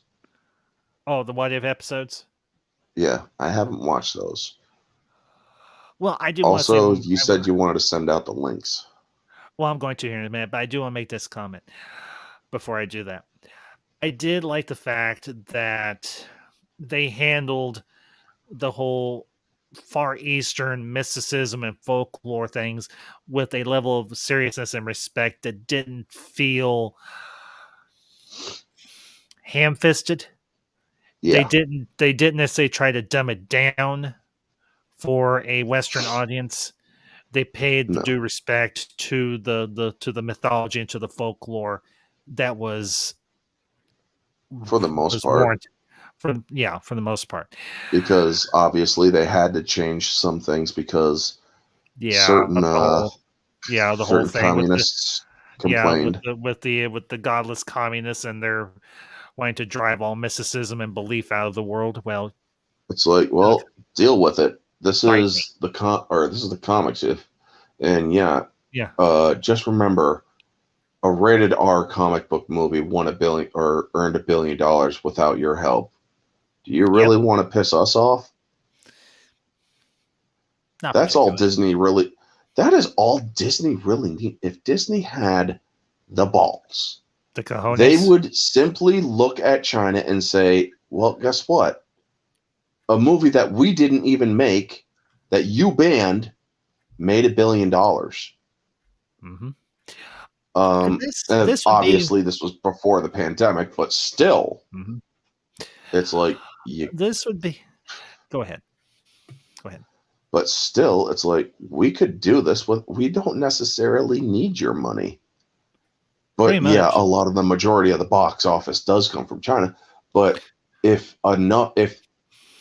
Disney was to stand up against China, if Disney was to say enough is enough, we don't necessarily need to please everybody. Do you know how much money they would be making compared to what they're making now? Every Marvel movie would be $1 billion movie. You know what? Give them time. Well, hopefully the whole culture PC stuff will die out, but I'm not holding my breath. Well, this is what I have to say to communism in general. And I think you'll appreciate this, Orange Hat. So, communism, this drop is for you.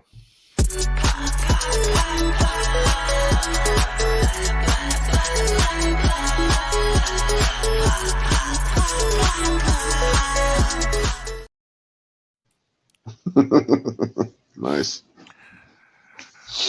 But anyway. I don't do the reface, but still nice. And that's okay. Yeah, I love the reface. So, well, I am going to, for those of you that did watch What If and you want to come in and you want to join the conversation, here is the link. Let me get the copy may have. So the first one was Captain Carter. The second one was T'Challa as the Guardian of the Galaxy instead of Peter Quill. Yeah. And the third one is Doctor Strange. No, the fourth one is Doctor Strange. The third one was What If Earth didn't have its mightiest heroes. Say what if the Earth didn't have its mightiest heroes? Didn't have the Avengers. Essentially, the third episode was a whodunit.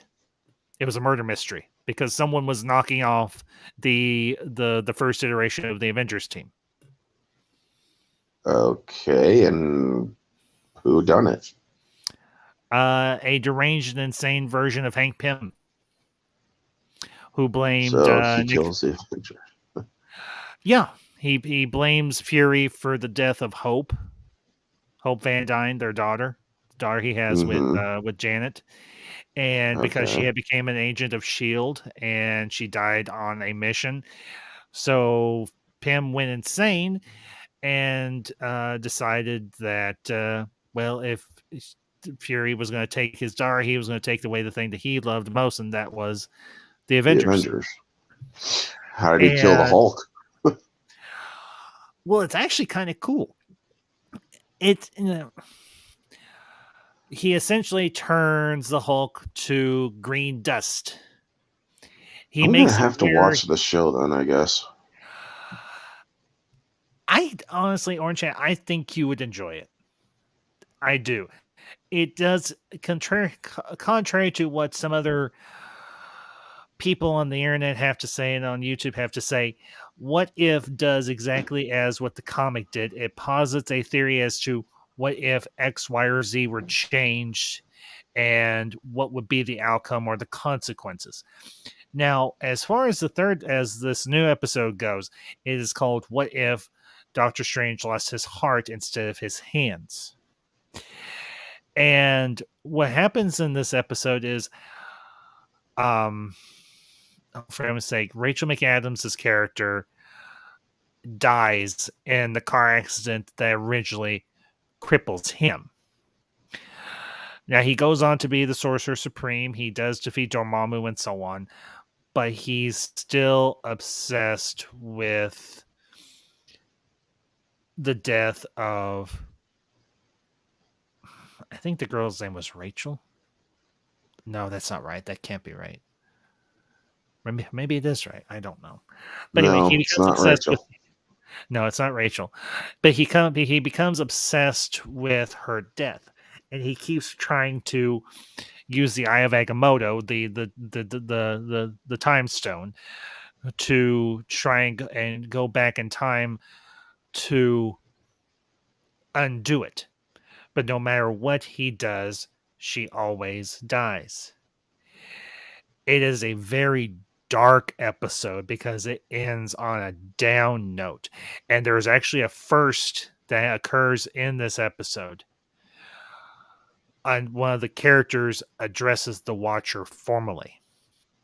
And it's Dr. Strange who does it, because he has studied all these ancient tomes and texts and knows of the Watcher. And it ends very, very grimly.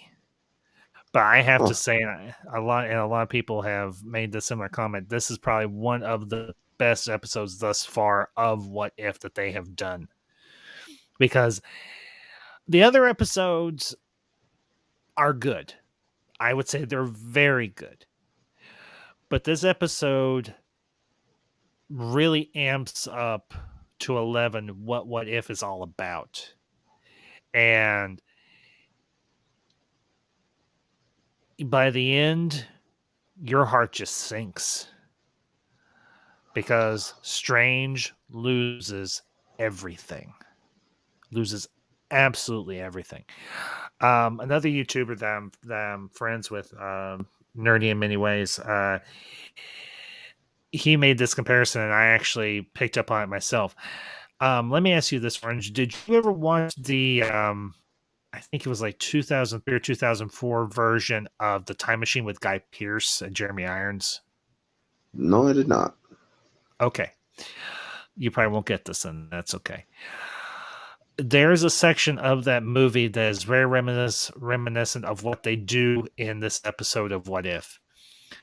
No matter what the time traveler, who's played by Guy Pearce, does, his fiance ends up getting murdered.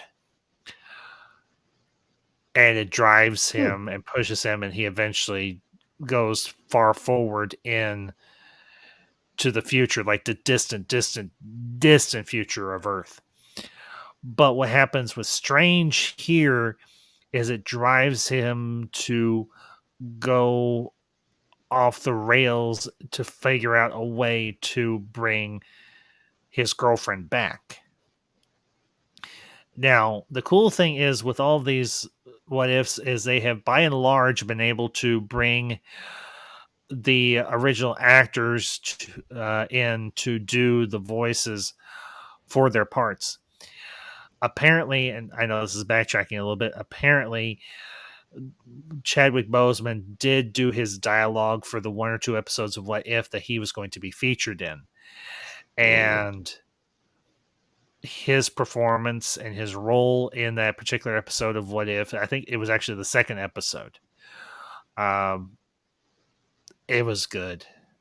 It was very, very good. And it kind of sucks that he wasn't around to see the response, because the response to his performance, his voice performance, it was outstanding. But they had Benedict Cumberbatch, they had Tilda Swinton, they had Benedict Wong, I believe is the name of the actor who plays Wong. They had Rachel McAdams, I believe, come back to reprise her role. But what ends up happening with Strange is he goes back in time to the Library of Cagliostro, yeah. And the sequence that takes place when he figures out the only way that he can undo an absolute point in time is to amass enough power to where he can undo it, is he has to steal or absorb power from these other beings or these other creatures from different dimensions. And the animations when he's doing that it's impressive. And I honestly, the way I described it, it's crossing Marvel with a bit of H.G. Wells, particularly with the Time Machine, and with a bit of Lovecraftian horror. If you understand that reference. Oh yeah, Okay. I know Lovecraftian horror. Okay. Tentacle lovers. And a lot of other things too. Yeah, but yeah. That's what this episode does so well, is it blends all these different influences together to tell the story of what would happen if Doctor Strange went insane with grief. And he absolutely positively, he even absorbs the other half of himself, because what happens when the Ancient One realizes what Strange is going to do, she uses her abilities to split Strange in half just before he goes back in time to figure out how Cagliostro could undo a absolute point. She does what to him? She uses her the Ancient One uses her powers, because this is before she dies. Yeah. She goes back in time, or what she does is she uses her powers to split Strange in half and have two separate timelines running at the same time in the same universe. Okay. So that there's the potential that Strange can stop the darker half of himself. And they get into this very intense mystical battle, and it ends with dark Strange absorbing the other half of himself and then casting the spell to bring his girlfriend back from the dead. But here's the problem. When he's doing all this, it's undoing the fabric of reality. When Light Strange walks out of the Sanctum Sanctorum, everything has got like this ink drop or lava blob effect or anything, that reality and everyone around him is starting to bleed away or dissolve, whatever thing. And it's very, I would almost describe it as what I would imagine how something out of one of Lovecraft's stories would look. What if reality itself was being undone by one of the Ancient Ones or something? And it is absolutely frightening, but it's so cool. That's the thing that I really appreciate about this animated series of What If, is the animation style. I mean, the voice, obviously being able to have the original cast members come back and reprise the roles it's a great thing. But the stories that they're writing, the stories that they're telling are, I think, very, very good. And I have to admit, this latest episode, they went there. And they told a very dark and a very heavy story. And I applaud them for taking that type of risk. And looking at the mystical side of this episode and looking at the mystical element from Shang-Chi,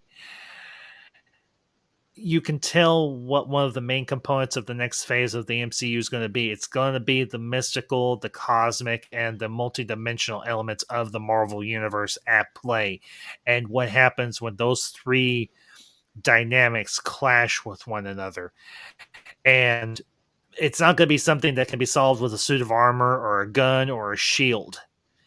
It's going to take brains, it's going to take supernatural ability, and it's going to take the arcane arts to address it. And that, for me, is one of the really cool things about what If does, is it presents the multiverse in a very relatable and a very easy way for the general audience, the general public, the non-Marvel fan base to follow and to understand. Here's what we're setting up for phases 4 and onward. But here's something to help you understand how the multiverse functions is a little better than maybe what we did in Loki.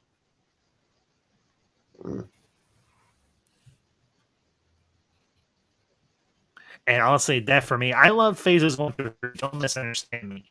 But growing up as a kid and as a teenager reading comic books, I was more interested in cosmic and the mystical side of the Marvel universe.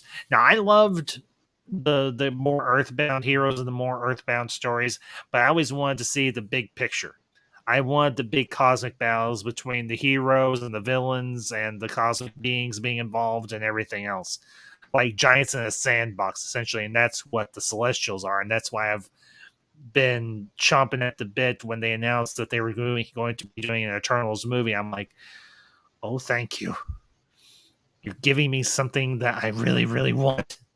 And I'm really excited for. But with this episode of What If, it introduces the possibility for other beings to interact with the Watcher as well. That for me is one of the big things, because up until now, the only person we've ever seen interact with a Watcher was, well, Stan Lee, which made sense as a matter of speaking, because he was an agent for the Watchers on Earth. At least that's how I interpreted his performance in Guardians Volume 3, when he has that little clip, and then he has that mid credit scene as well. So. Yeah. So I know you have your issues with Disney and everything, Orange, and I respect that.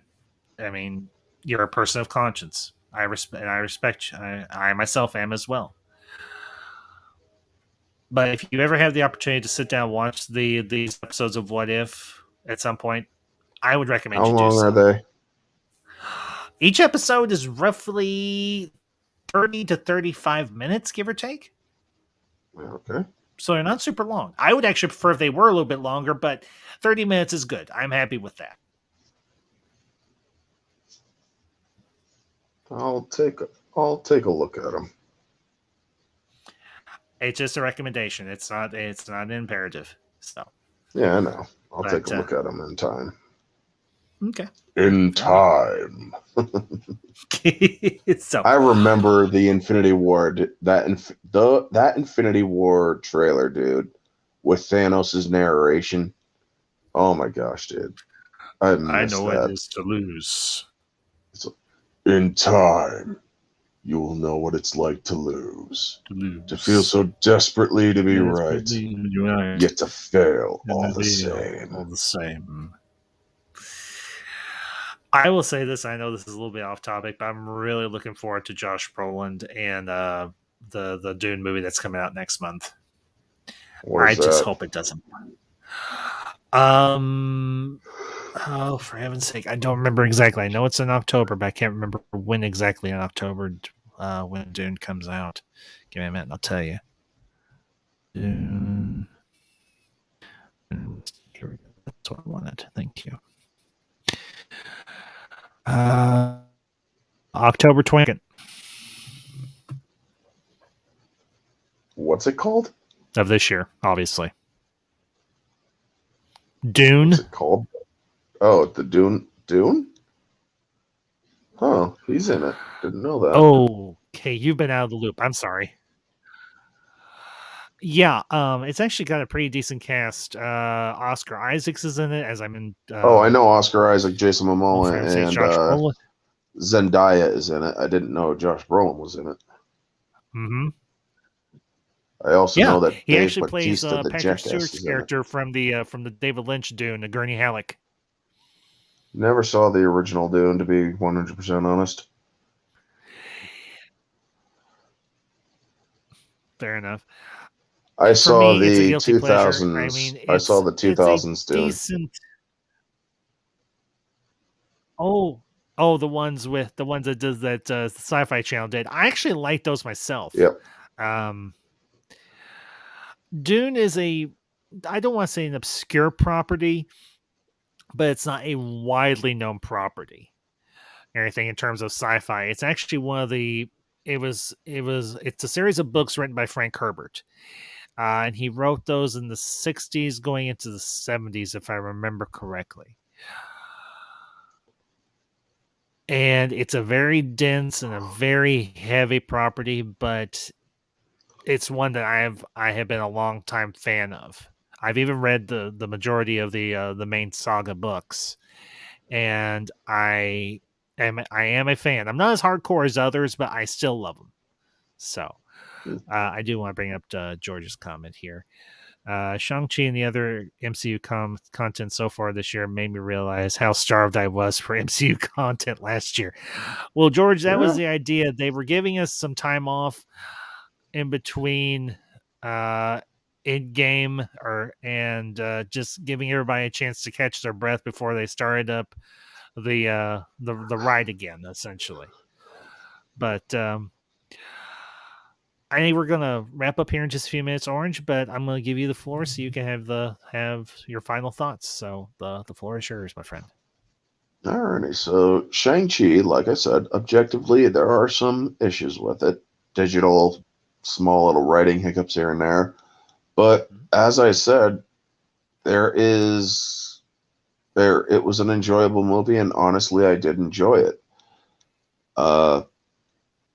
I pretty much went over all the small little things here and there with Ambassador, but for the most part, yeah, I thought it was pretty good. And that's from somebody who's been very critical of the MCU of late.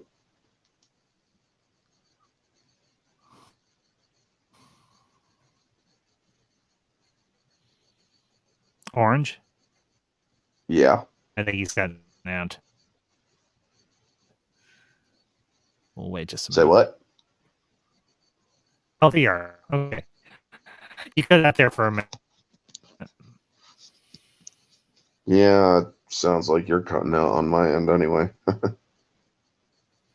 Orange? Yeah. Can you hear me? I can think hear there's you. a little bit of lag. Crap. Okay. I said I think you had a glitch on your end. Yeah, okay, so I like Shang-Chi. Small gripes here and there. We covered it all in here. Okay. And that's coming from, but I did enjoy it. And that's coming from somebody who has been very critical of the MCU of late. Yeah.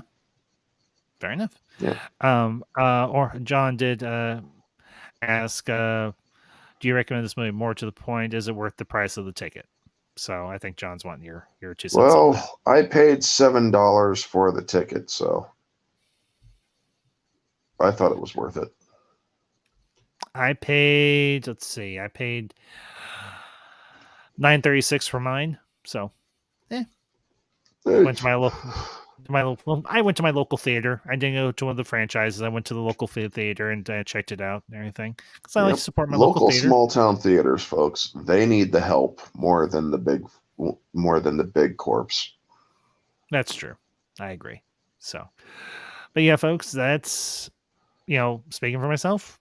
As you know, I said it tonight. If you have not checked out Shang-Chi, I recommend you do so.